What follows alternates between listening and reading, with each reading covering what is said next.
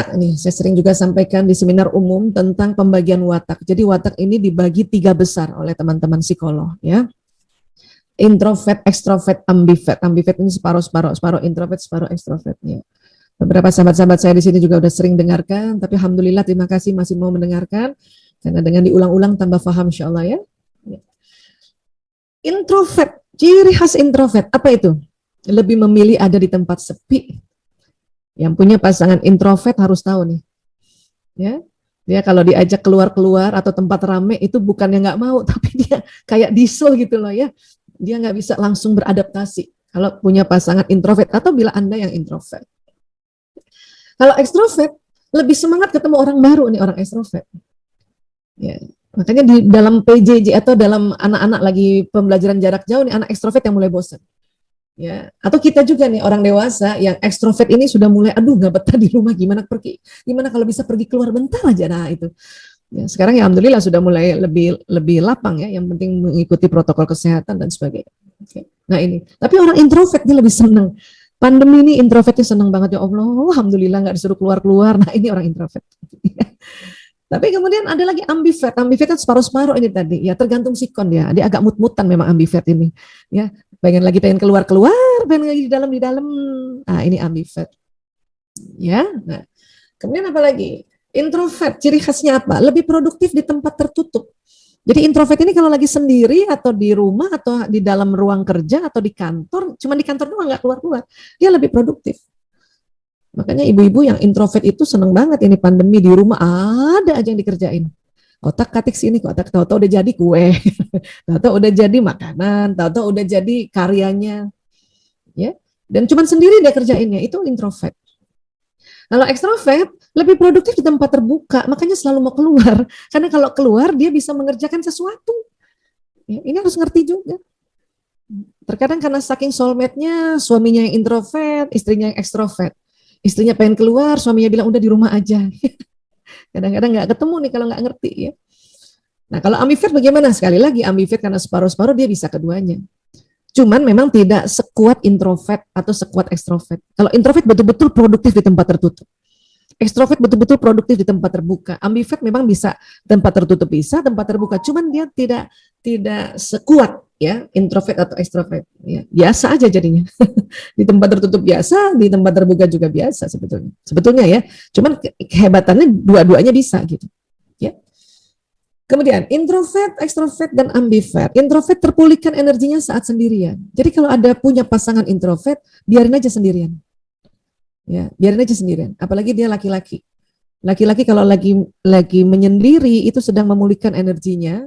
Pada umumnya laki-laki, terutama yang introvert. Dia nggak suka ditanya-tanya, kenapa sih sayang, kenapa sih mas, mau ya cerita sama aku kan istrimu. Sesungguhnya laki-laki kalau ditanya-tanya kayak gitu tuh, dia pengen teriak apa? Diam, pengen gitu. Cuman takut juga sama istrinya, makanya dia diem aja gitu. Dan kita sangka dia marah sama kita, padahal enggak. Ya, makanya saya juga rubah itu. Walaupun suami saya bukan introvert loh, tapi tetap karena dia laki-laki, kalau udah diem, saya cuma tanya capek ya, iya.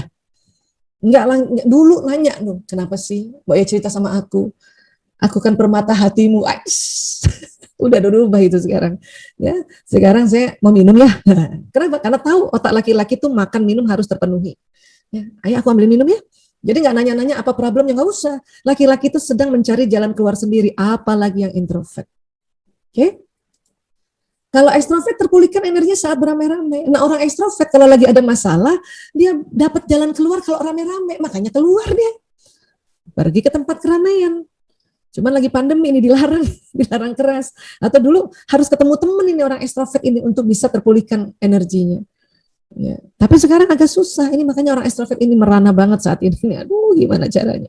Ya. Untung ada Zoom ya, kita juga bisa ketemu teman lewat Zoom walaupun dari rumah ya, keren juga ya, Masya Allah. Ambivert tergantung situasi dan kondisi. Kalau ada 7 hari, introvert itu maunya 7 harinya sendirian, maunya, aslinya. Ekstrovert kalau 7 hari, maunya 7 harinya di luar, aslinya begitu. Ambivert ini separuh-separuh, 4-3 atau 3-4. 4 di rumah, 3 di luar, minggu depan 3 di rumah, 4 di luar, ini ambivert. Ya. Ambivert. Nah, sekarang karena pandemi ya lebih banyak di dalam rumah sendirian, nah introvert berjaya, Masya Allah ya. Ekstrovert yang sudah mulai kelabakan ini, ambivert mulai terkadang tergantung juga katanya ambivert. Gue juga di rumah bisa, di luar bisa gitu. Ya, saya punya adik ipar saya, ya dia kalau sakit, padahal dia lupus ya, kalau lagi muncul sakitnya ya Allah, keluarga suka bingung, kenapa sih kamu pergi mall? Ternyata karena dia ekstrovert, dia pergi mall malah sehat. Ini harus kita pahami.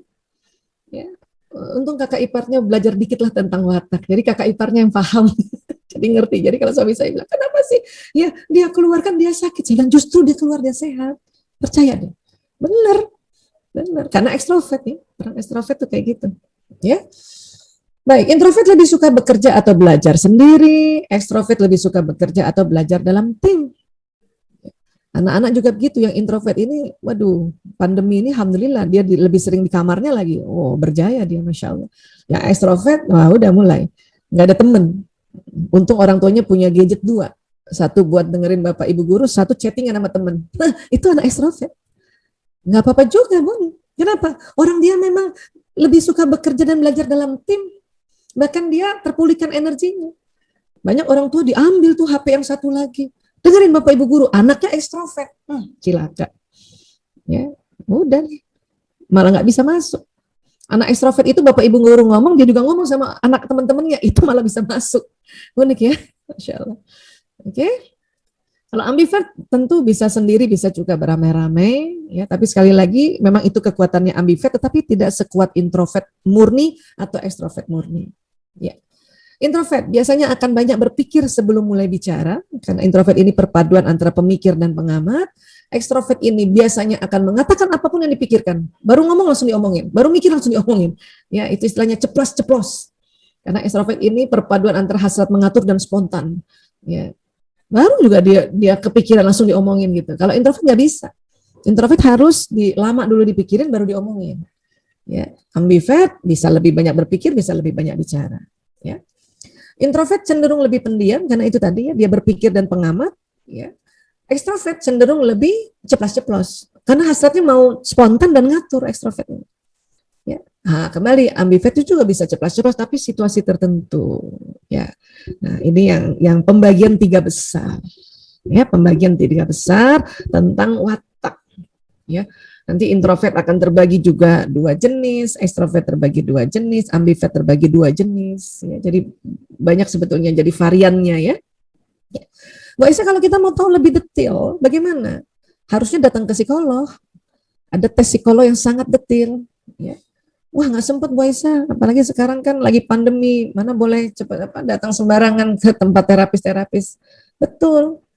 Makanya ya saya memberikan juga satu solusi sebetulnya, dan ini sudah di riset dunia juga ya, riset dunia, bahkan ya saya pribadi karena sejak tahun 2000 juga mensosialisasikan watak ya sampai sekarang ya alhamdulillah ya sudah bertahun-tahun lah ya, sudah 20 tahun meriset bahwa teknik ini juga sangat sangat akurat, walaupun memang akurasinya tentu tidak seakurat foto aura atau ya teman-teman formnya teman-teman psikolog. Akurasinya 80%. Tapi 80% cukup tinggi, ya.